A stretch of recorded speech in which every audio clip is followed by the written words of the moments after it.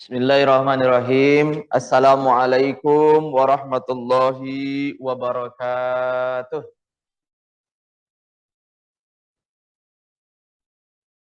Alhamdulillahillazi arsala rasulahu bil huda wa dinil haqq liyuzhirahu 'alad dini kulli wa kafa billahi syahida. Asyhadu an la ilaha illallah wahdahu la syarikalah wa asyhadu anna Muhammadan 'abduhu wa rasuluh al-mab'uts rahmatan lil alamin amma ba'du. Raditu billahi rabba wa bil islami dina wa bi Muhammadin nabiyyan wa rasula rabbi zidni ilma warzuqni fahma. Puja dan puji kita persembahkan kepada Allah yang telah memberi kita berbagai macam nikmat. Salawat dan salam buat baginda Nabi besar Muhammad sallallahu alaihi wasallam. Pagi ini kita akan membahas tentang 10 sahabat yang dijamin masuk surga. Pada satu kesempatan baginda Nabi sallallahu alaihi wasallam menyampaikan Abu Bakrin fil jannah wa Umaru fil jannah wa Utsmanu fil jannah wa Aliyun fil jannah wa Talha fil jannah wa Zubairu fil jannah wa Abdurrahman bin Auf fil jannah wa Sa'dum fil jannah wa Sa'idun fil jannah wa Abu Ubaidah bin Jarrah fil jannah. Abu Bakar di surga, Umar di surga, Utsman di surga, Ali di surga, Talhah di surga, Az-Zubair di surga, Abdurrahman bin Auf di surga, Sa'ad bin Abi Waqqas di surga, Sa'id bin Zaid di surga, Abu Ubaidah bin Al-Jarrah di surga. Hadis riwayat Tirmizi nomor 3747. Kemudian Imam Ahmad dan Al-Hafiz Abu Thahir mengatakan bahwa sanad hadis ini sahih.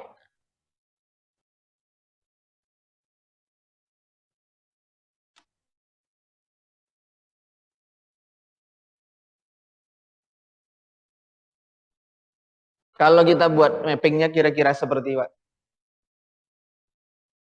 Ada 10 sahabat istimewa Rasulullah Sallallahu Alaihi Wasallam yang diberi kabar gembira tentang surga.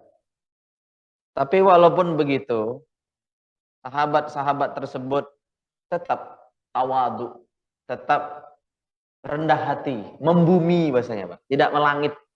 Padahal sudah mendapat garansi. Pernah pada satu kesempatan Utsman bin Affan itu ditanya oleh sahabat yang lain. Karena sahabat-sahabat Utsman melihat kalau beliau sudah dijanjikan akan masuk surga, tapi beliau tetap saja ingin terdepan dalam setiap peran. Baik ibadah individualnya maupun ibadah sosialnya. Karena Utsman sering sekali mengkhatamkan Quran itu dalam sholat malamnya. Luar biasa semangatnya. Belum lagi sedekahnya. Jadi secara individual ibadahnya keren, secara sosial ibadahnya juga keren. Tapi apa jawaban beliau, Bang? Memang betul Rasulullah Shallallahu Alaihi Wasallam mengabarkan akan hal itu. Artinya beliau termasuk salah seorang yang dijanjikan akan masuk surga. Tetapi Rasulullah tidak pernah memberikan garansi akan azab kubur. Jadi walaupun dijanjikan masuk surga, tapi Nabi Shallallahu Alaihi Wasallam tidak pernah menyampaikan dia akan selamat di barzahnya. Nah jadi luar biasa Pak. Saking kepengennya nanti mati enak ya. Karena mati enak itu kan nanti hubungannya dengan dua hal ya Pak. Barzah, Recording in kemudian progress. akhiratnya. Sebelum orang ke akhirat, tentu melalui barzah dulu. Nah, Utsman bin Affan dalam hal ini ingin betul ya, di barzahnya nanti selamat, kemudian di akhiratnya juga selamat. Jadi sekali lagi kita tegaskan, walaupun mereka dijanjikan surga oleh Rasulullah SAW, tapi mereka tetap membumi, tidak melangit. Nah, mungkin beda dengan orang-orang zaman modern. Ya. Nah, baru diberi sedikit keistimewaan, sudah macam-macam ya, ngomongannya ke yang lain. Bahkan nggak sedikit yang mengaku dirinya wali, nabi, dan seterusnya. Nauzubillah. Apa sih arti sahabat nabi itu ya?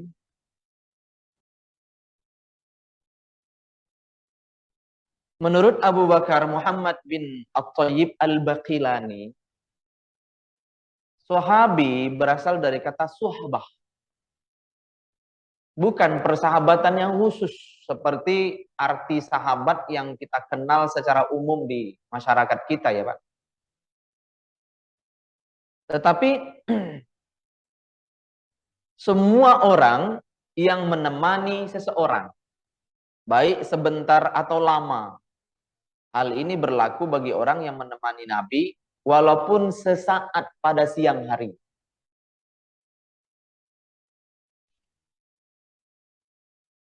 Kemudian Al-Imam Ahmad bin Hambal, salah seorang ulama mazhab terkenal sekaligus muhaddis ya Pak, pemilik kitab Musnad Ahmad bin Hambal. Sahabat menurut beliau adalah setiap orang yang bersahabat dengan Nabi Shallallahu Alaihi Wasallam setahun, sebulan, sehari, atau sesaat, atau hanya melihatnya, maka ia termasuk sahabat Nabi Shallallahu Alaihi Wasallam. Jadi tidak harus selalu bersama Nabi, walaupun ia hanya sekedar melihat Nabi Shallallahu Alaihi Wasallam sekali saja dalam keadaan beriman dan mati dalam keadaan beriman. Jadi syarat untuk menjadi sahabat Nabi menurut para muhaddis, pernah melihat Nabi walaupun hanya sekali dalam keadaan beriman dan mati dalam keadaan beriman. Jadi melihat Nabi kemudian berikutnya beriman. Nah, kalau dia tidak pernah melihat Nabi, maka dia tidak disebut sahabat, seperti Uwais Al-Qarni. Uwais Al-Qarni itu hanya dikategorikan sebagai tabi'in. Karena beliau tidak pernah melihat Nabi. Beliau sebenarnya sangat ingin sekali bertemu Nabi. Karena Uwais Al-Qarni sebagaimana yang kita tahu dari biografinya kan tinggal di Yaman. Tapi beliau punya amalan andalan ya. Sehingga doanya mustajab. Amalan andalannya lah berbakti kepada ibunya. Jadi yang menahan dia untuk berziarah ke Madinah kapanpun ia mau itu adalah baktinya kepada ibunya. Pernah pada satu kesempatan ketika dia mendapat peluang untuk menjumpai Rasulullah Shallallahu Alaihi Wasallam di Madinah, saat itu beliau tidak menjumpai Nabi, yang dijumpai hanya ibunda Aisyah. Karena saat itu Nabi sedang berangkat perang bersama para sahabat. Karena dia tidak bisa berlama-lama di Madinah, karena harus mengurus ibunya kembali, dia balik ke Yaman. Sampai akhir hayatnya dia tidak lagi kunjung bisa bertemu dengan Nabi Shallallahu Alaihi Wasallam. Tetapi luar biasaan amalnya menyebabkan Jibril mengabarkan kepada Nabi Shallallahu Alaihi Wasallam bahwa ada seorang yang doanya diijabah, istighfarnya diterima oleh Allah. Itu cerita khusus tentang Uwais Al-Qarni. Maka bagi siapa yang mampu menjumpainya, maka jumpailah. Nah, di antara sahabat yang paling bersemangat untuk menjumpai Uwais itu adalah Umar bin Khattab dan Ali bin Abi Thalib. Kepengen betul berjumpa dengan Uwais Al-Qarni. Untuk apa, Pak? Bukan untuk melihat seperti apa orangnya, enggak. Tapi mereka kepengen minta didoakan, Pak. Nah, ini menjadi dalil yang disampaikan oleh para ulama bahwa kita ini harus berlomba-lomba minta didoakan oleh orang-orang saleh. Ya. Ketika kita bersilaturahim, ya, sampaikan kepada beliau, doakan saya supaya istiqomah, doakan anak saya supaya istiqomah, dan seterusnya. Nah, jumlah sahabat Nabi menurut Abu Zur'a Ar-Razi, ketika Haji Wada diperkirakan sebanyak 40.000 orang. Lalu ketika perang Tabuk diperkirakan jumlahnya meningkat menjadi 70.000 orang. Dan ketika Rasulullah wafat, diperkirakan jumlahnya sudah mencapai 114.000 orang. Jadi jumlah sahabat Nabi itu diperkirakan 114.000 orang. Bapak Ibu bayangkan seperti apa semangatnya Rasulullah Shallallahu Alaihi Wasallam dalam berkhutbah. Ya. Karena di Haji Wada itu beliau menyampaikan khutbah di Arafah. Sementara jumlah sahabat ketika itu 40.000 orang. Berarti luar biasa ya Pak. Semangat beliau menyampaikan khutbah. Bahkan di riwayat disebutkan Nabi itu kalau sudah berpidato ya, memerah mukanya ya. Saking semangatnya Nabi itu. Luar biasa semangatnya. Makanya Nabi kita Shallallahu Alaihi Wasallam adalah seorang orator ulung. Tapi saya belum menemukan riwayat berapa orang penyambung suara Nabi. Yang pernah kita dengar itu adalah Imam Bukhari ya Pak. Imam Bukhari itu kalau mengadakan tabligh akbar gitu ya, itu penyambung suaranya bisa 20 orang. Jadi beliau menyampaikan sebuah hadis, itu 20 orang ke belakang ya, yang menyambung suara. Saking ramainya yang datang. An Abi Hurairah radhiyallahu anhu qol. Nanti disambung ya. An Abi Hurairah radhiyallahu anhu qol. Sampai 20 orang ke belakang. Saking banyak yang hadir. Nah, selanjutnya adalah keistimewaan sahabat. Jadi Ahlussunnah wal Jamaah, Pak, tidak boleh membicarakan aib sahabat, apalagi menuduh mereka tanpa adanya data dan fakta. Ya. Nanti kita lihat bagaimana sikap salafus soleh dalam memandang kejadian-kejadian yang terjadi di kalangan para sahabat. Yang pertama, dipuji oleh Allah. A'udzubillahi minasyaitonirrajim, was-sabiqunal awwaluna minal muhajirin wal ansar wallazina tabauhum bi ihsanin radhiyallahu anhum wa radu an wa a'adda lahum jannatin tajri tahtal anharu khalidina fiha abada dzalikal fawzul azim. Orang-orang yang terdahulu lagi pertama masuk Islam sering disebut dengan istilah as-sabiqunal awwalun. As-sabiqunal awwalun. Dari golongan muhajirin maksudnya adalah orang Mekah, dan ansor maksudnya adalah orang Madinah, dan orang-orang yang mengikuti mereka. Ini kabar gembira bagi kita orang akhir zaman. Insya Allah kita juga bisa masuk ke dalam barisan mereka ya Pak, dengan catatan mengikuti mereka dengan sebaik-baiknya. Allah ridho kepada mereka dan mereka pun ridho kepada Allah. Jadi kalimat radhiyallahu anhum ya, atau radhiyallahu anhu berasal dari ayat ini. Adab kita saat menyebut nama sahabat itu kan kita tambahkan radhiyallahu anhu ya. Artinya apa? Semoga Allah meridhoinya. Walaupun kata kerjanya adalah kata kerja masa lampau, fi'il madhi. Allah telah meridhoinya. Tapi bagi kita itu adalah menjadi doa ya Pak, untuk sahabat-sahabat mulia. Semoga Allah meridhoinya. Kalau sahabat perempuan radhiyallahu anha. Kalau sekalian untuk semua sahabat radhiyallahu anhum. Itu adab. Nah, kalau untuk para ulama biasanya rahimahullahu. Semoga Allah merahmatinya.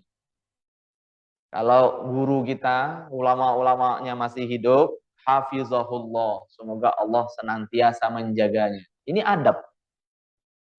Karena mendoakan orang baik akan menjadi wasilah bagi kita kelak untuk mendapatkan syafaat. Makanya Imam Syafi'i pernah menyampaikan, uhibbus salihin walastu minhum. Saya mencintai orang-orang saleh walaupun saya bukan orang saleh. La'alli an analallahu bihi syafa'ah. Mudah-mudahan dengan mencintai mereka, kelak Allah memberikan syafaat kepadaku. Jadi ketika kita senang mendoakan ya Pak, para wali-wali Allah, orang-orang yang berjuang menegakkan agama Allah, baik secara individual maupun sosial ya. Maksudnya itu secara individual dia istiqomah betul untuk berdiri taat. Secara sosial mungkin dia berdakwah dan seterusnya. Mereka kan menjadi wali-wali Allah yang dicintai oleh Allah insya Allah. Nah, dengan mencintai mereka akan menjadi wasilah bagi kita untuk mendapatkan cinta Allah juga. Nah, kemudian berikutnya, dan telah dijanjikan bagi mereka jannatin, surga, surga yang mengalir di bawahnya sungai. Dipuji oleh Rasulullah. Khairun nasi qarni summal ladzina yalunahum summal ladzina yalunahum. Sebaik manusia adalah yang ada pada zaman disebut dengan istilah generasi sahabat itu ya, Pak. Orang yang pernah melihat Rasulullah walau hanya sesaat. Kemudian setelah mereka murid dari para sahabat. Kemudian setelah mereka murid daripada murid sahabat. Nah, generasi ini disebut sebagai generasi emas umat Islam. Nah, generasi awalnya disebut dengan generasi sahabat, habis itu tabi'in ya. Kemudian berikutnya tabi'in. Jadi generasi sahabat, generasi tabi'in, generasi tabi'in. Jadi 3 abad pertama ini disebut sebagai generasi emas umat Islam. Karena jaraknya dengan Nabi masih sangat dekat. Sehingga ajaran Islam itu masih benar-benar bersih, murni ya Pak. Belum banyak terpengaruh oleh paham-paham di luar Islam. Nah, kemudian yang ketiga, dipuji salafus soleh. Orang terdahulu yang baik. Nah, ini generasi setelah tabi'in. Tabi'in tadi itu ya Pak. Berarti generasi tabi'in. Nah, jadi tabi 3 kali jadinya tabi ini. Tabi'in. Nah, jadi murid dari tabi'in. Terus ke belakang ya. Nah, di antaranya yang kita kutipkan di sini adalah qaul Imam Abu Hanifah ya. Manusia yang terbaik setelah Rasulullah adalah Abu Bakar. Jadi beliau menyampaikan pengakuan tulus ini ya Pak. Lalu Umar, lalu Utsman, lalu Ali. Kemudian kita wajib menahan lisan kita dari celaan terhadap seluruh sahabat Rasulullah Sallallahu Alaihi Wasallam. Kita tidak boleh menyebut mereka kecuali dengan sebutan-sebutan yang indah. Nah, ini nasihat salah seorang tokoh Ahlus Sunnah wal Jamaah, Al-Imam Abu Hanifah. Kenapa kita tidak boleh mencela sahabat? Walaupun mereka adalah manusia biasa yang mungkin saja salah dan khilaf ya. Karena sebagai bentuk pengamalan kita terhadap pesan-pesan baginda Nabi sallallahu alaihi wasallam. La tasubbu ashabi. Janganlah kalian mencela sahabat-sahabatku. Falau anna ahadakum anfaqa misla Uhud. Jika salah seorang di antara kalian menginfakkan hartanya sebesar gunung Uhud berupa emas ya Pak. Ma balagha mudda ahadihim wala nasifahum. Saya itu tidak akan menyamai satu mud. salah seorang dari mereka dan tidak pula setengahnya. Jadi begitu baginda Nabi memuji sahabat-sahabat. Al-Imam Al-Muzani pernah menyampaikan, karena mereka melakukan itu benar-benar karena dorongan mahabbatullah, kecintaannya kepada Allah dan Rasulullah. Nah, kalau kita saat berinfak itu kan motivasinya sudah sangat banyak. Tidak semata-mata lagi murni karena Allah. Yang kedua, kondisi saat itu benar-benar sangat memprihatinkan. Tapi sahabat ini tidak memedulikan dirinya, bahkan keluarganya. Yang dinomor satukan itu selalu Allah dan Rasulullah. Jadi tidak ada lagi pertimbangan pribadi dan pertimbangan keluarga saat bersedekah. Maka jangan heran ya, Abu Bakar saat perang Tabuk itu menginfakkan semua harta kekayaannya. Sampai-sampai Nabi menyampaikan, "Wahai Abu Bakrin, apa yang engkau tinggalkan buat keluargamu?" Coba lihat jawabannya, Pak. Cukuplah Allah dan Rasulnya ku tinggalkan buat mereka. Jadi kalbu mereka dipenuhi oleh kecintaan kepada Allah. Nah, inilah yang menjadikan apa-apa yang dilakukan itu bernilai tinggi di hadapan Allah Subhanahu wa taala karena memang dilakukan karena Allah. Coba Pak, andai kita menyedekahkan emas segede gunung Uhud gitu ya. Kata Nabi kita, saking Nabi kita tahu ya apa yang ada di kalbu para sahabat saat itu ya. Ini saya itu tidak akan menyamai satu mud. Satu mud itu ada yang menyebut, nanti bisa dicek lagi, di browsing lagi, Pak. Saya ingat saya satu mud itu satu apa nih? Satu genggaman ya, satu ya gini lah. Kita menyedekahkan. Nah, bandingkan dengan gunung Uhud. Man sabba ashabi fa alaihi la'natullah. Barang siapa mencela sahabatku maka ia mendapatkan laknat Allah. Jadi bukan lagi rahmat tapi laknat. Bukan lagi sayang tapi marah. Maka kita tidak usah ikut mengkritisi, bahkan mungkin mencela sahabat. Karena kita ini nggak ada apa-apanya. Nah, tapi kalau seandainya Bapak, Ibu-ibu belajar naqdul hadis ya, kritik hadis, itu kepentingannya adalah untuk riwayat. Kita tidak mencela, tapi hanya kepentingannya untuk menentukan kualitas sebuah hadis, sahih, hasan atau dhaif, bahkan maudhu ya. Ini namanya kajian ilmiah ya Pak, menilai apa namanya silsilah keguruan dalam periwayatan hadis. Tapi kita tidak membenci mereka saat membaca naqd ya Pak, kritik-kritik terhadap mereka yang meriwayatkan hadis. Tapi pesan ini luar biasa ya Pak. Barang siapa mencela sahabat, itu begini Pak. Orang-orang atau kelompok tertentu, nanti lihat di YouTube ya Pak. Sangat liar kadang lisannya. Mereka tidak segan-segan menyebut Abu Bakar kah, gitu. Umar kah, Utsman kah. Nah, bagi mereka yang tetap mukmin itu hanya Ali bin Abi Thalib dan beberapa sahabat lain. Ini hulu, Pak. Berlebih-lebihan dalam mencintai sahabat tertentu. Kalau ahlu sunnah wal jamaah mencintai semua sahabat Nabi. Kan tadi syarat sahabat itu kan melihat Nabi, kemudian beriman, kemudian mati dalam keadaan beriman. Jangankan sahabat Nabi ya Pak, yang ikut berjuang bersama Rasulullah Sallallahu Alaihi Wasallam, mencela orang biasa saja nggak boleh dalam agama. Bahkan mencela makanan aja dilarang sama Nabi, apalagi mencela sahabat. Maka jangan kotori ya lisan dan amal kita dengan ikut-ikutan mencela sahabat Nabi. Cukuplah ini menjadi pedoman bagi kita ya. Hadis ini diriwayatkan oleh Ibnu Abi Asim dalam As-Sunnah, dan setelah diteliti sanadnya berkualitas hasan. Berarti kan makmulun bi, termasuk hadis yang diamalkan. Jadi barang siapa mencela sahabatku, maka ia mendapat laknat. Allah saja meridhoi mereka, masa kita mencela gitu loh. Dengan berbagai argumentasi logika ya.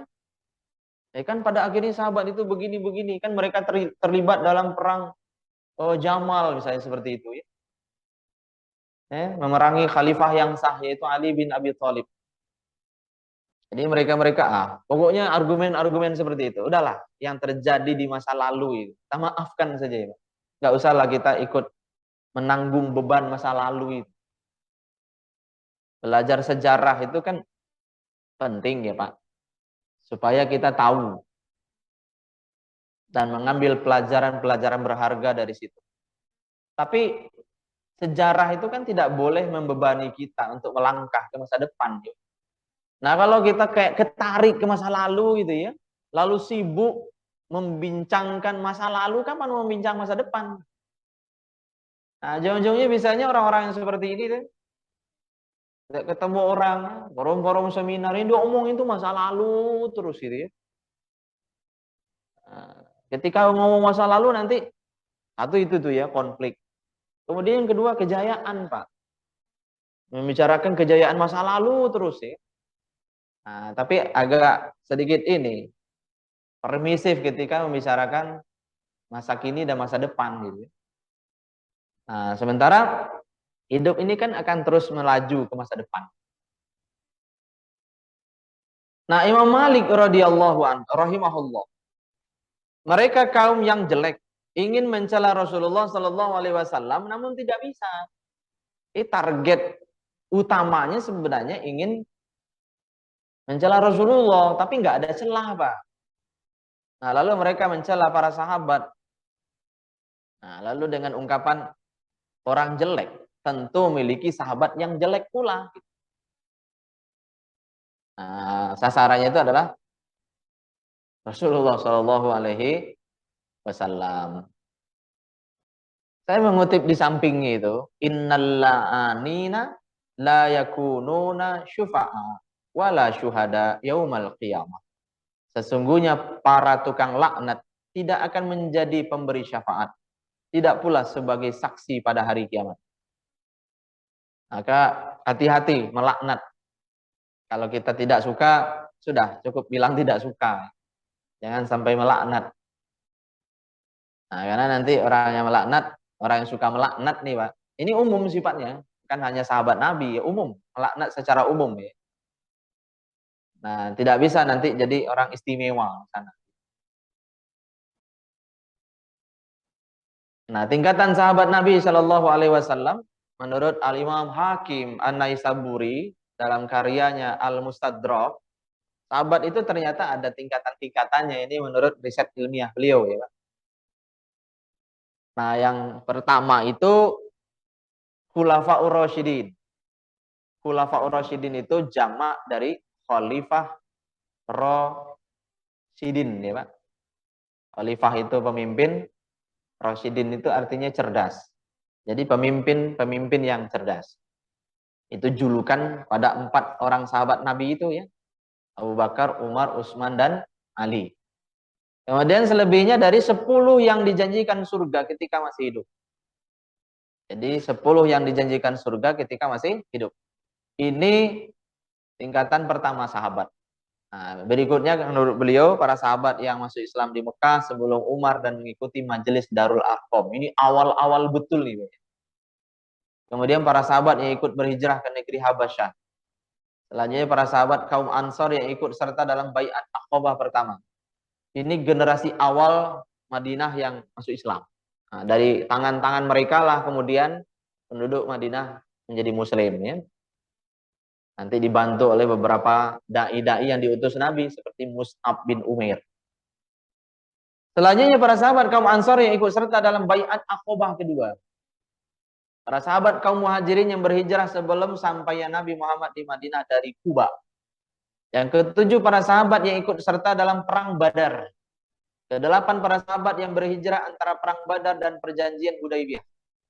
Jadi prosesi hijrah itu kan lama ya, Pak. Enggak semuanya hijrah di saat hijrah itu diperintahkan. Jadi bertahap.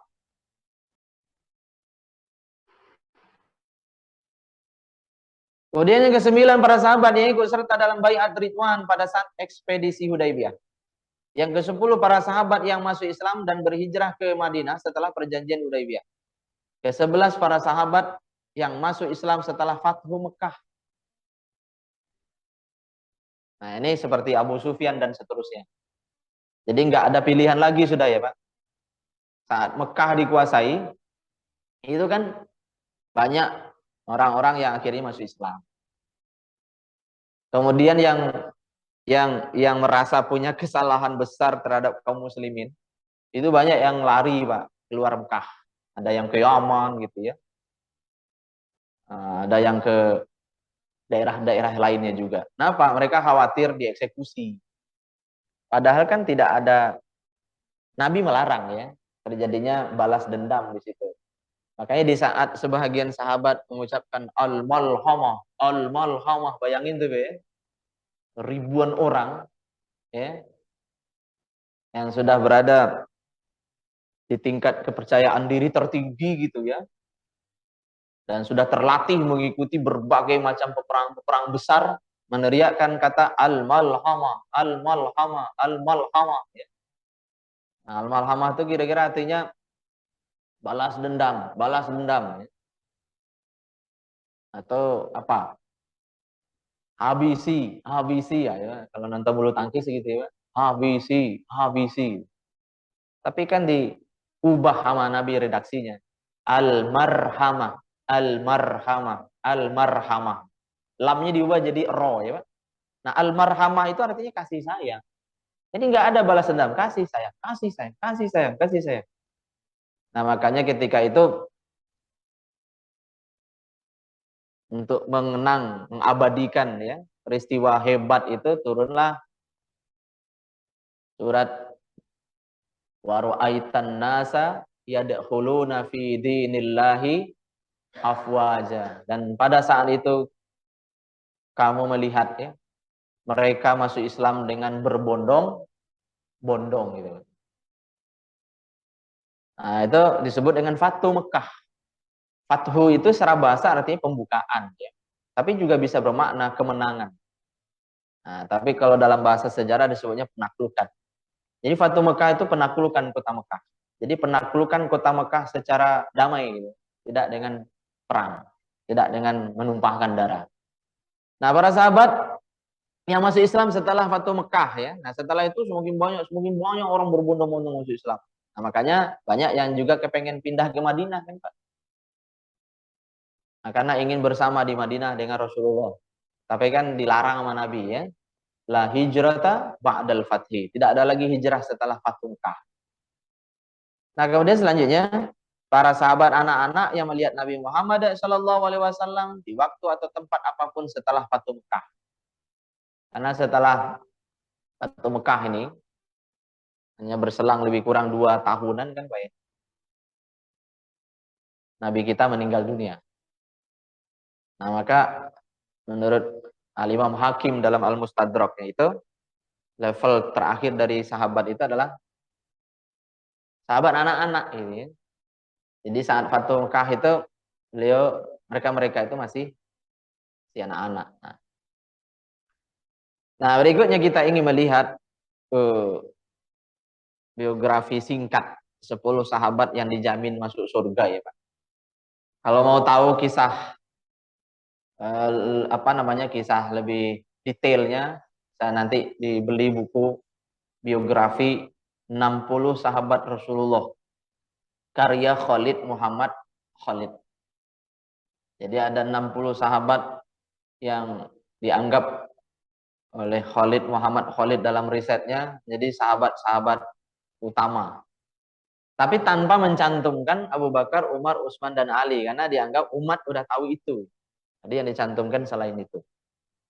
Nah, kita lihat 10 di antara yang dijanjikan masuk surga itu, Pak. Dengan beberapa amalan andalannya coba saya rangkum ya. Yang pertama adalah Abu Bakar As-Siddiq. As-Siddiq itu adalah gelar yang diberikan oleh Rasulullah. Artinya adalah benar ya, Pak. Jadi Abu Bakar yang selalu membenarkan apapun yang terjadi dengan Rasulullah.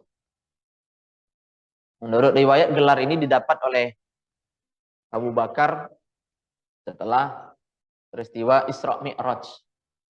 Nah, sebelumnya beliau baru dikenal sebagai Abu Bakar.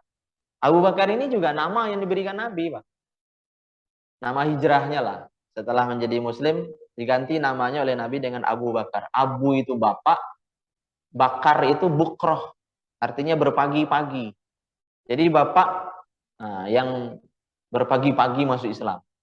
Satu itu. Tapi beliau betul-betul mengamalkan nama yang diberikan Nabi ini, Pak. Makanya beliau itu selalu nomor satu dalam apapun, dalam hal apapun.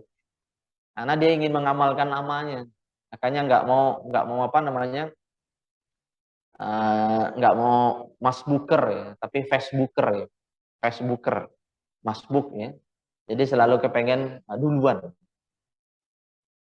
Makanya orang yang paling mirip dengan Nabi itu, kata para sahabat itu ya Abu Bakar. Orang pertama masuk Islam. Kedua, qalbunya dipenuhi oleh mahabbatullah. Sehingga ketika satu saat Nabi pernah kayak gini nih Pak, Nabi ngecek amal sahabat, ternyata Nabi kita itu suka ngecek amal sahabat ya, demi menjaga keistiqomahan. Siapa yang hari ini memberi makan orang miskin? Ana, kata Abu Bakar. Siapa yang hari ini nengok orang sakit? Ana. Siapa yang hari ini mengantarkan jenazah ke kuburan? Ana. Siapa yang hari ini memberi? Begitulah banyak sekali. Nah, di situ saya menemukan syarah para ulama bahwa semangat Abu Bakar yang luar biasa dalam beramal itu seolah-olah nggak ada berat-beratnya sama sekali gitu ya. Sehingga semua amal saleh itu ringan aja dilakuin sama dia. Nah, itu tadi, Pak. Karena sumber dari segala sumber energi itu benar-benar apa bahasa itu, Pak? Benar-benar ada di kolbunya. Nah, itulah yang disebut dengan hubbun ya, hubbullah atau mahabbatullah. Nah, yang ketiga selalu membenarkan Rasulullah. Apapun yang terjadi dengan Rasulullah, yang disampaikan oleh Rasulullah, beliau nggak pernah ragu. Nggak pernah ragu. Kemudian menemani Nabi Muhammad SAW saat hijrah. Bahkan untuk memastikan keamanan Rasulullah ya Pak. Ada lubang-lubang di gua Sur itu Pak. Nabi bersembunyi di situ. Itu kan dicek sama beliau satu-satu ya Pak. Akhirnya beliau malah disengat kan Pak. Beliau kan sempat kena sengat kalajengking gitu ya. Itu demi memastikan keamanan Rasulullah. Jadi beliau rela tubuhnya sakit asal Rasulullah selamat. Gitu. Kemudian berikutnya menyedekahkan semua harta kekayaan pada perang Tabuk. Yang keenam, mertua Rasulullah. Nah, tentu tidak main-main nih Pak ya. Pilihan Nabi Shallallahu Alaihi Wasallam untuk menikahi Aisyah binti Abu Bakar. Otomatis setelah peristiwa itu, Abu Bakar menjadi mertua Rasulullah Shallallahu Alaihi Wasallam. Membebaskan 70 budak Muslim yang disiksa oleh para kafir Quraisy. Nah, khalifah yang memerangi orang-orang murtad. Orang pertama yang masuk surga dari umat Nabi Muhammad. Orang pertama yang masuk surga dari umat Nabi Muhammad. Saya menemukan sebuah riwayat ya Pak, tapi saya belum tahu riwayat ini saya apa tidak. Yang jelas di situ disebutkan bahwa orang pertama nanti ya yang akan masuk surga dari umat Nabi Muhammad itu adalah Abu Bakar. Karena ternyata di poin 10 ini Pak, Anas bin Malik radhiyallahu anhu meriwayatkan, wahai Rasulullah, siapakah yang paling engkau cintai dari manusia? Saat itu Nabi kita menjawab Aisyah. Maksud kami dari kalangan laki-laki. Rasulullah menjawab bapaknya. Maksudnya adalah Abu Bakar As-Siddiq. Nah, ini berdasarkan riwayat Ibnu Majah. Nah, yang ke-11, mengumpulkan Al-Qur'an. Ini juga menjadi amalan andalan ya, sekaligus menjadi jariah yang terus akan mendapatkan aliran pahala ya, mengumpulkan Al-Qur'an. Dulu Quran itu kan tersebar di mana-mana ya, Pak. Pada sahabat-sahabat penghafal Quran ya. Kemudian berikutnya di pelepah-pelepah kurma, di tulang-tulang, ya, di kulit-kulit binatang, yang kulit-kulit onta ditulis di mana-mana ya. Nah, di era Abu Bakar atas inisiatif Umar bin Khattab, Umar mengusulkan agar Quran yang berserakan itu ya Pak, dikumpulkan menjadi satu ya. Nah, ditunjuklah ketika itu Zaid bin Thabit menjadi sekretaris pengumpulan wahyu. Nah, setelah Abu Bakar meninggal disimpan nanti oleh Umar ya. Nanti kita lihat lebih jauh. Yang ke-12, menyantuni sanak saudaranya yang miskin. Jadi beliau sangat peduli betul ya dengan sanak saudara, Pak. Jadi diperhatikan betul sama dia, sanak saudaranya yang tidak mampu. Jadi apa ya? Abu Bakar ini tidak sekedar hebat di luar ya, Pak, tapi dia juga hebat di dalam rumah tangga. Nah, inilah keistimewaan. Ada orang yang teladan di luar, tapi belum tentu teladan di rumah tangga. Karena ada mungkin abai dengan keluarga besar. Tapi Abu Bakar tidak begitu. Kepada keluarga besarnya dia sangat peduli, kepada umat ya, secara umum dia juga sangat peduli. Nah, yang kedua Umar bin Khattab, beberapa di antaranya dia adalah mertua Rasulullah Shallallahu Alaihi Wasallam. Karena putrinya yang bernama Hafsah binti Umar bin Khattab menikah dengan Rasulullah. Menyedekahkan setengah kekayaan pada perang Tabuk. Ini sama dengan Abu Bakar. Kalau Abu Bakar semuanya, kalau Umar ini setengah. Tapi yang duluan menyedekahkan adalah Umar sebenarnya ya Pak ya. Bahkan ada sebuah ungkapan Umar yang terkenal. Ingin sekali aku mengalahkan Abu Bakar dalam beramal saleh. Ini adalah momennya. Ya. Karena dia yakin kali ini bisa ngalahin Abu Bakar. Nah, lalu dia menyedekahkan setengah kekayaannya. Enggak lama setelah itu Abu Bakar menyedekahkan semua kekayaan. Nah, saat itu Umar menyatakan, sejak itu saya tidak lagi berhasrat untuk mengalahkan Abu Bakar. Karena nggak mungkin ngalahin Abu Bakar. Umar menjadi sahabat yang paling berani menggunakan pedangnya untuk membela Islam. Kita sering sekali membaca di sirah sahabat itu ya Pak. Umar ini totalitas betul membela Rasulullah. Tapi memang karakter Umar ini karakter apa sih itu ya? Nah, karakter-karakter tegas keras gitu ya, atas kebenaran ya. Jadi kalau nggak suka, ya Rasulullah izinkan aku menggal kepalanya. Ngomong gitu aja. Tapi Rasulullah udah tahu itu. Rasulullah nggak negur juga, senyum aja. Karena memang karakter Umar begitu. Makanya nanti di kalangan kita ini ada orang yang berkarakter Umar ya Pak. Reaksioner itu. Tapi dia melakukan itu bukan karena dorongan hawa nafsu, enggak. Tapi karena Allah, Rasulullah, dan agama ini disakiti, dihinakan dan seterusnya. Nah, kalau yang kalau berhubungan dengan kepentingan pribadi dia nggak bereaksi. Tapi coba kalau musik-musik Rasulullah, dia merelakan semuanya. Dia yang mati atau dia Umar ya orang itu yang mati atau Umar yang meninggal. Nah, kemudian berikutnya Umar merupakan khalifah yang melanjutkan perjuangan Abu Bakar dalam memimpin umat Islam. Banyak tentu yang lain, hanya sebagian saya karena nanti kita fokus di nomor setelah khalifah yang itu Pak. Nah, Utsman bin Affan menantu Rasulullah. Karena Utsman bin Affan dinikahkan Nabi dengan Ruqayyah. Akhirnya Ruqayyah meninggal, dinikahkan kembali oleh Nabi dengan putri selanjutnya yang bernama Ummu Kalsum. Makanya di poin ketiga ini beliau dijuluki Zunnurain, Pak. Pemilik dua cahaya itu ya. Karena dinikahkan Nabi dengan dua putrinya. Kemudian berikutnya menyusun mushaf Quran yang digunakan hingga saat ini. Nah, jadi khalifah pertama yang membukukan. Kalau dulu kan baru ngumpulin tuh Pak ya. Ngumpulin ya. Ditulis ulang secara sistematis ya. Katanya medianya kulit ya. Makanya ada yang menyebut butuh beberapa ekor unta untuk membawa lembaran-lembaran itu loh Pak, yang ditulis di era Abu Bakar itu. Bayangin aja kulit unta, 30 juz Quran ada di situ, seberapa besarnya dan seberapa beratnya gitu. Nah, butuh beberapa ekor unta untuk membawanya. Nah, di era Utsman bin Affan, nah mulailah ditulis dalam bentuk mushaf. Mushaf itu kan artinya sohifah ya, atau suhuf itu artinya lembaran-lembaran. Mulai dipotong-potong gitu ya Pak. Jadi udah bisa dibalik.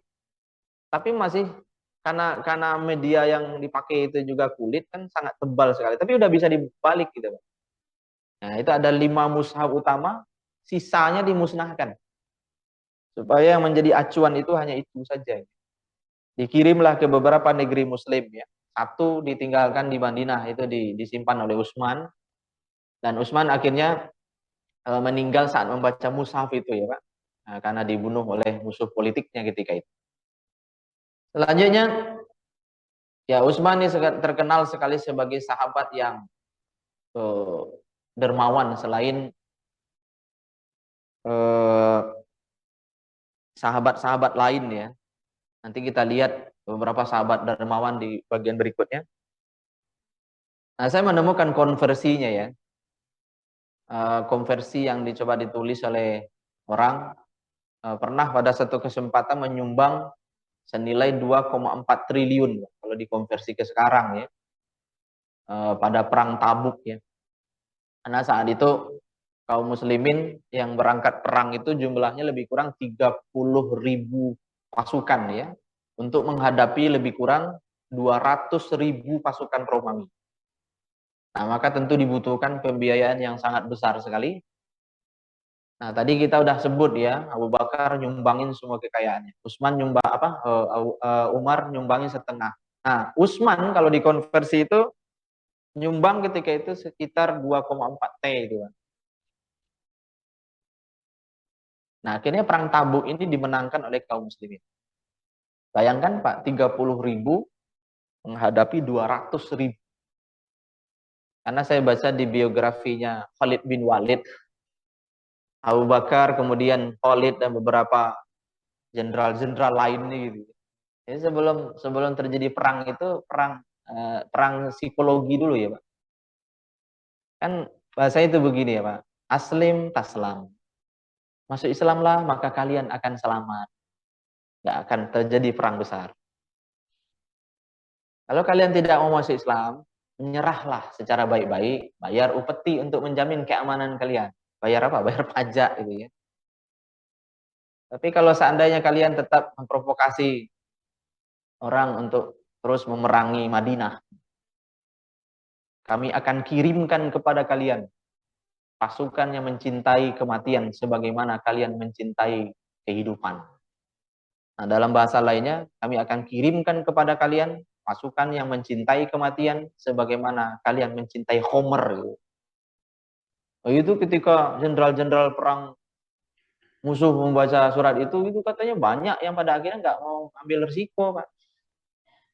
Karena mereka tahu kaum muslimin itu perang bukan untuk menghabisi, tapi justru untuk menyelamatkan sebenarnya, menyelamatkan masyarakat dari perpajakan yang tinggi, perbudakan ya, dan seterusnya macam-macam ya.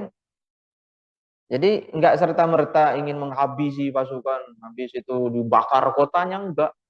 Karena ada kaum muslimin menaklukkan sebuah wilayah, kotanya dibakar.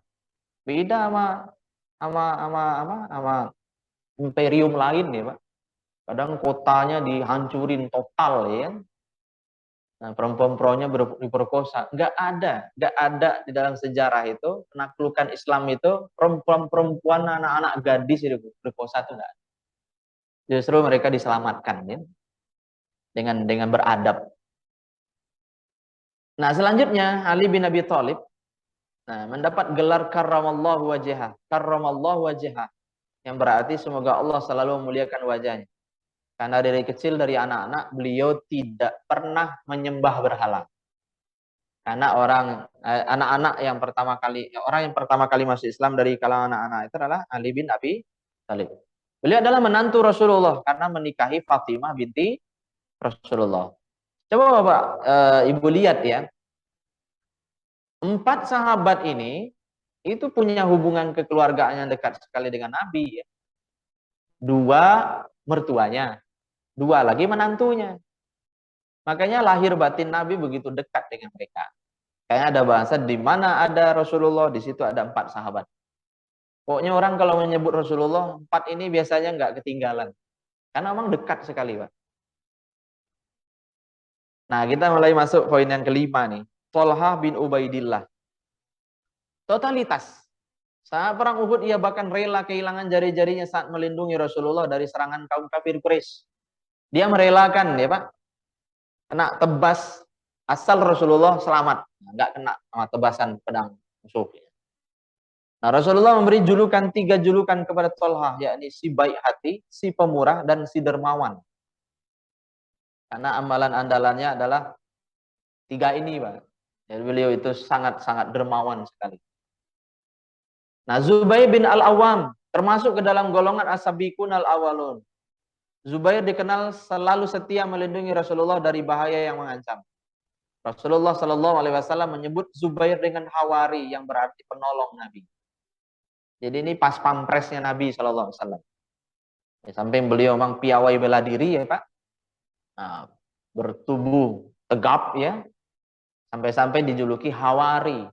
Hawari itu penolong setia ya Pak. Karena ini istilah ini kan populernya di zaman Nabi Isa ya. Istilah hawari. Kalau zaman Nabi kita kan yang populer itu adalah sahabat, sebutan sahabat gitu ya. Ashabi, la tasubbu ashabi. Jangan mencela sahabat-sahabatku ya. Nah, tapi khusus untuk Zubair ini ditambahin tuh bahasa hawari. Berarti kan benar-benar udah teruji kesetiaan. Nah, Abdurrahman bin Auf ini salah seorang sahabat yang tadi kita sebut paling dermawan juga. Ekonom pertama di kalangan kaum muslimin ya.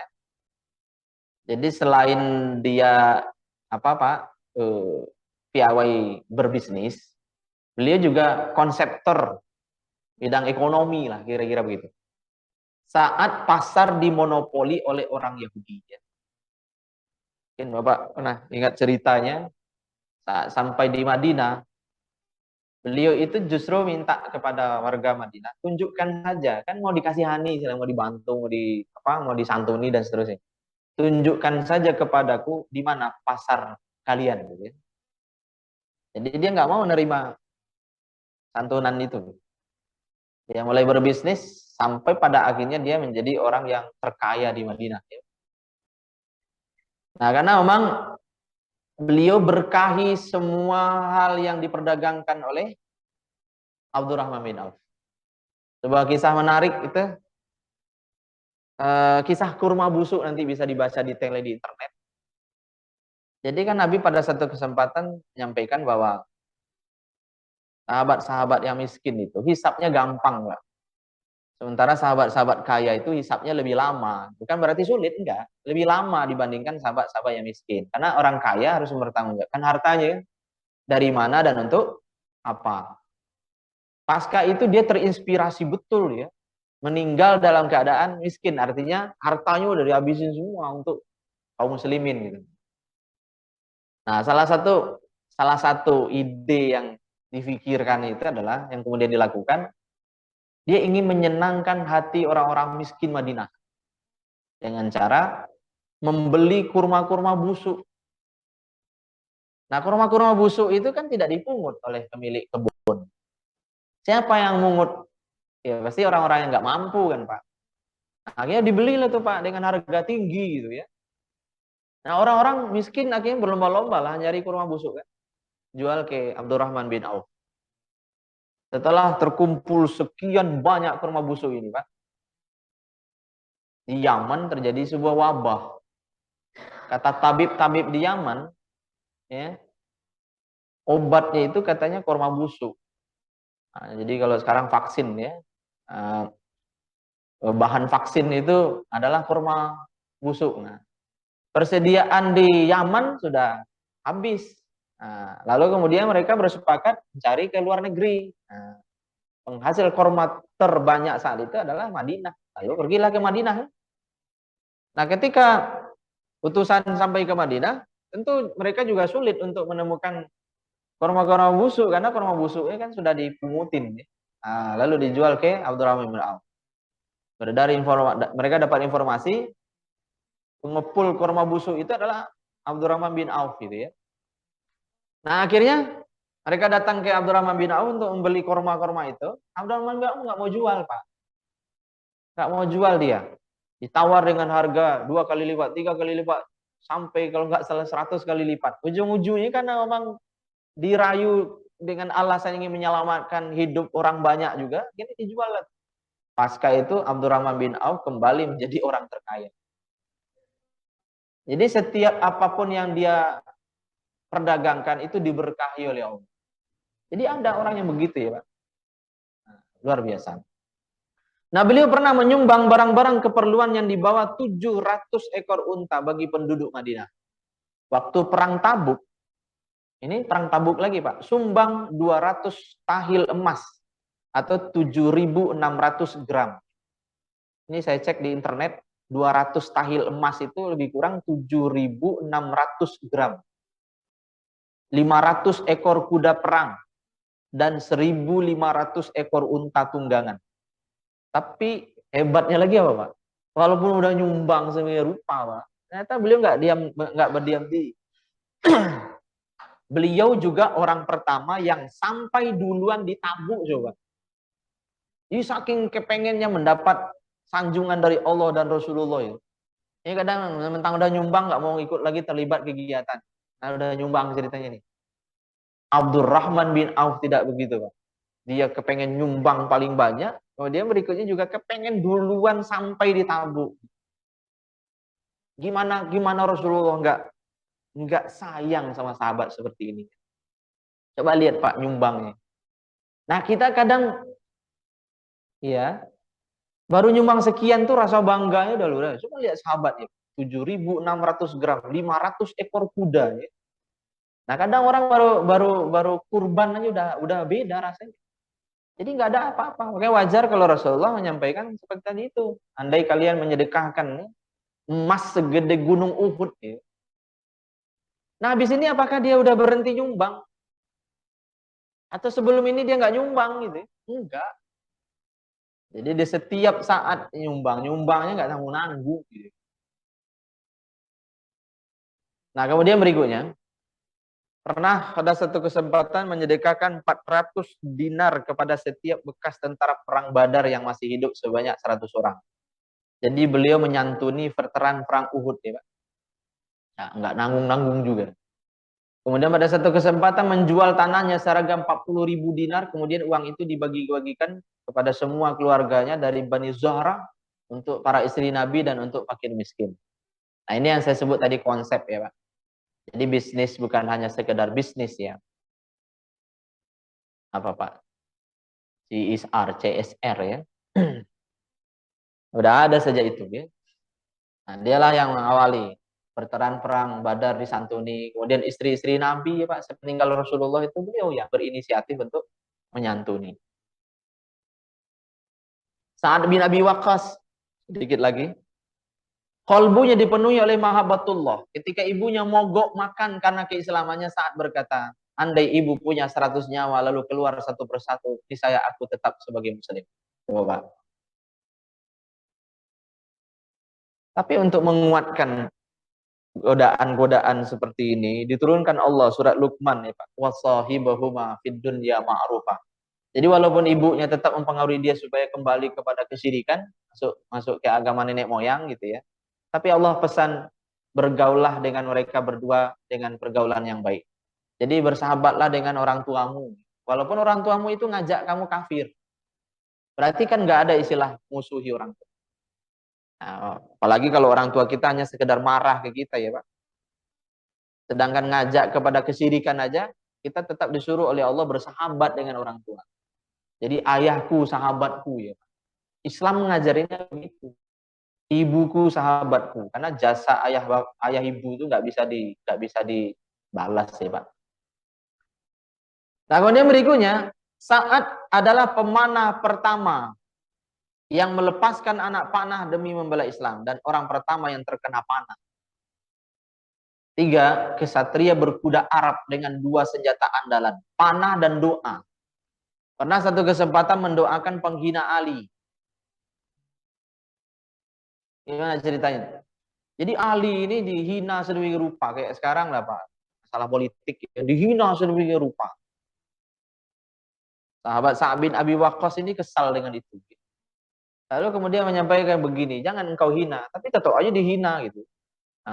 Memang engkau nabi, kalau memang engkau nabi doa aja ke Allah gitu. Kayak orang mubahalah gitu. Kalau seandainya saya benar, saya akan biasa-biasa saja. Oke, ini didoakan lah Pak. Didoakan nama Sa'ad bin Abi Waqqas. Nggak tahu kenapa Pak, tiba-tiba ada seekor unta tuh masuk ke dalam rombongan itu. Seolah-olah unta ini tahu alamat yang dituju. Ternyata unta itu menuju ke orang itu. Diinjak-injak sama unta itu. Sampai akhirnya dia meninggal di tempat. Nah, jadi hati-hati dengan doa orang baik-baik. Nah, jangan nantang-nantangin. Ya. Nggak usah nantangin. Karena ada di antara mereka itu yang doa itu benar-benar diijabah langsung oleh Allah. Nah, ini dibuktikan dengan doanya Sa'ad bin Abi Waqqas. Kemudian kerap menangis karena takut kepada Allah. Ini salah satu keistimewaan Sa'ad, sering sekali menangis karena takut kepada Allah. Nah, yang kelima saya temukan di buku 60 sahabat Rasulullah itu Pak. Dianugerahi nikmat ringan beribadah dan ibadahnya diterima. Dia ringan sekali untuk melakukan berbagai macam kebaikan. Kalau kita kadang kan berat Pak. Nah kalau beliau itu ringan gitu. Kayak nggak ada bobotnya berarti ringan gitu ya. Nah, ini adalah rahmat Allah untuk Sa'ad bin Abi Waqqas. Dijanjikan surga karena tidak pernah menyimpan rasa dengki dan kebencian kepada siapapun. Bapak ingat kisah Nabi bilang akan datang seorang calon penghuni surga. Abdullah bin Amr bin Al-As kan penasaran betul siapa sih orang itu. Ternyata orang itu adalah Sa'ad bin Abi Waqqas. Karena yang hadir setelah Nabi bicara itu adalah Sa'ad bin Abi Waqqas. Nah, Abdullah bin Amr penasaran apa amalan andalannya gitu ya. Sampai-sampai izin nginap di rumahnya Sa'ad bin Abi Waqqas ya Pak. Tapi nggak ketemu tuh amalan andalannya. Ujung-ujungnya nanya juga. Wahai Sa'ad bin Abi Waqqas, apa amalan andalanmu? Sampai-sampai Rasulullah ngomong seperti itu. Ternyata apa amalan andalannya? Dia tidak pernah menyimpan rasa dengki dan kebencian kepada siapapun. Ini Pak amalan andalannya di antara. Jadi setiap mau tidur dia selalu memaafin orang gitu. Pokoknya dibuangin sama dia yang buruk-buruk, yang busuk-busuk dari dirinya. Itu menjadikan Allah ridho. Kemudian berikutnya pernah minta izin kepada Rasulullah bersedekah 2/3 kekayaannya, tapi dilarang sama Nabi. Sampai dilarang sama Nabi coba Pak. Jadi ada sahabat yang sampai dilarang, jangan gitu. Bukan disuruh-suruh lagi, tapi dilarang. Pahlawan perang Badar, perang Uhud dan lain-lain. Disiplin menjaga lisan, makanan dan pandangan. Nah, Sa'id bin Zaid masuk ke kelompok as-sabiqunal awalun, menjadi pelopor dalam menyebarkan Islam. Nah, salah satu semangat beliau itu, pokoknya Islam ini harus tersiar kemanapun. Nah, beliau yang selalu ngomong di mana-mana tuh. Nah, ini menjadi semangat juga bagi para sahabat. Iya, kita harus semangat dakwah, nyebarin Islam karena umur kita pendek. Nah, karena apa? Inisiator ya, motivasi yang disampaikan Sa'id ini, Rasulullah senang ya, Pak. Kemudian berikutnya mengikuti seluruh perang bersama Rasulullah. Jadi nggak pernah absen perang bersama Nabi. Abu Ubaidah bin Jarrah ini yang terakhir, Pak. As-sabiqun al-awwalun yang didakwahi oleh Abu Bakar dijuluki singa dalam perang Badar. Hal ini karena Abu Ubaidah merupakan sosok yang sangat berani menghadapi musuh dan cekatan dalam pertempuran. Kemudian ia sangat setia dengan Nabi SAW. Yang ketiga mengikuti seluruh peperangan Nabi demi membela Islam. Jadi dia tidak pernah absen dalam peperangan bersama Nabi. Kemudian dipuji oleh Rasulullah. Orang kepercayaan dari umatku adalah Abu Ubaidah. Kemudian yang kelima berbaiat kepada Nabi dan membaktikan seluruh hidup injilan Allah. Jadi bahasa itu mewakafkan dirinya untuk Islam. Ya, Jadi bukan hanya harta, tapi diri. Gigi serinya pernah patah 2 buah karena mencabut 2 kaitan topi baja Rasulullah yang menancap di pipi pada perang Uhud. Jadi saking dahsyatnya perang, sampai-sampai kan eh, topi besi Nabi itu nancap ya Pak, di pipi kanan, kemudian di pipi kiri, mengeluarkan darah ya.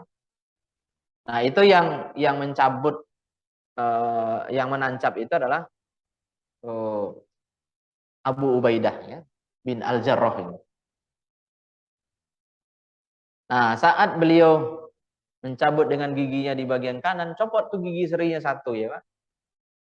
Kemudian nyabut lagi yang sebelah sini, ya, copot lagi giginya 1. Tapi karena di kolbunya ada cinta tadi, dia nggak merasa sakit gitu. Nah pertanyaannya, kenapa nggak dicabut pakai tangan? Dia tidak ingin menyentuh muka Rasulullah dengan tangannya yang banyak maksiat, dengan tangan yang kotor. Nah kalau lisan kan dipakai untuk berzikir dan seterusnya. Jadi alasan-alasan seperti itu kan bagi kita nggak logis, ya, masuk akal. Tapi itu dijalankan oleh para sahabat. Kemudian berikutnya menerima amanah Nabi memimpin 300 pasukan dengan bekal sebakul kurma.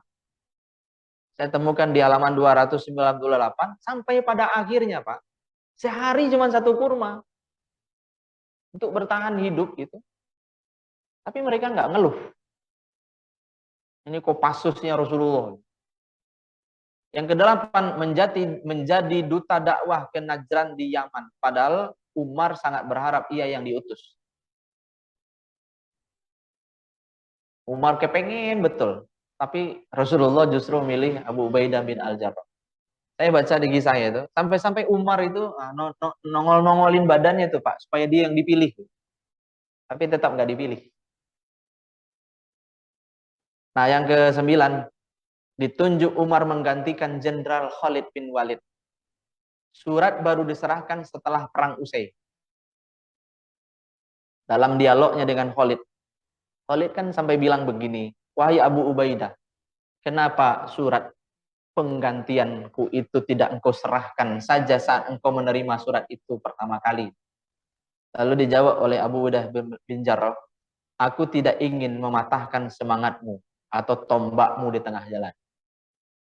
Bayangin aja Pak, perang lagi berkecamuk, tiba surat mutasi, kira-kira begitu ya. Penggantian panglima tertinggi. Itu sengaja ditahan dulu surat itu, tidak diberikan saat itu.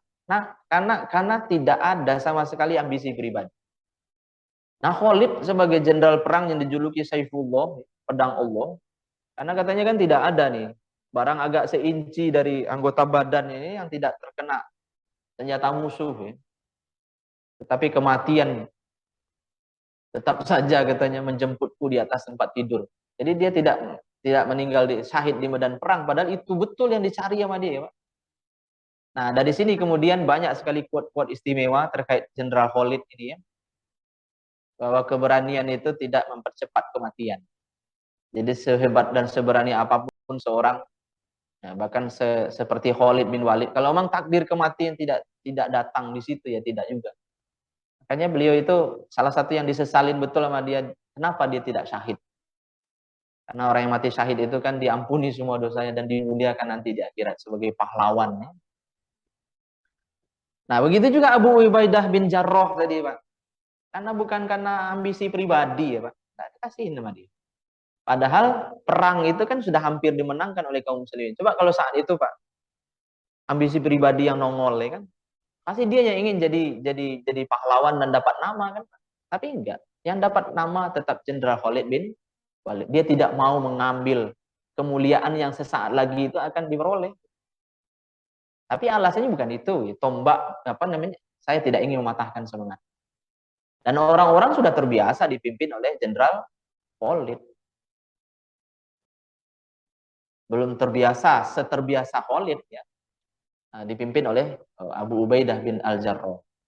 Nah, pasti moral pasukan apalagi pendukung-pendukung setianya Khalid kan ini ya Pak akan rusak moralnya kan dan bisa jadi perang itu dimenangkan oleh musuh.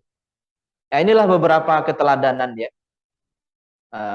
dari sahabat-sahabat Nabi Shallallahu alaihi wasallam. Satu poin lagi ini penting kayaknya saya sampaikan.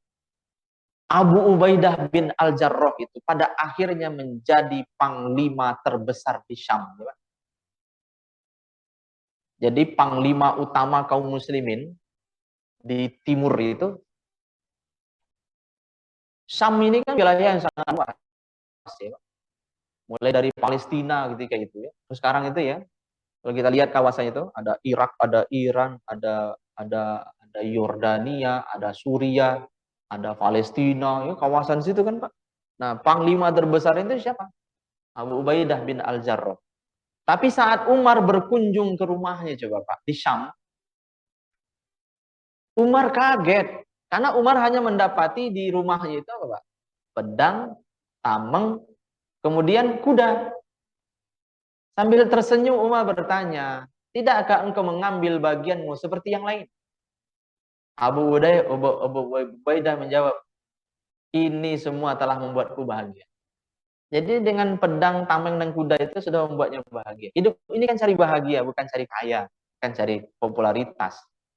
Nah ini yang membuat Umar semakin kagum dengan Abu Ubaidah. Nah kalau pemimpin seperti ini Pak, gimana nggak keren nih?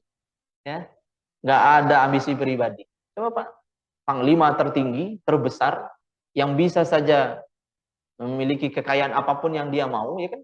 Tapi yang diambil, yang ada di rumah itu pedang, tameng, dan kuda. Ya.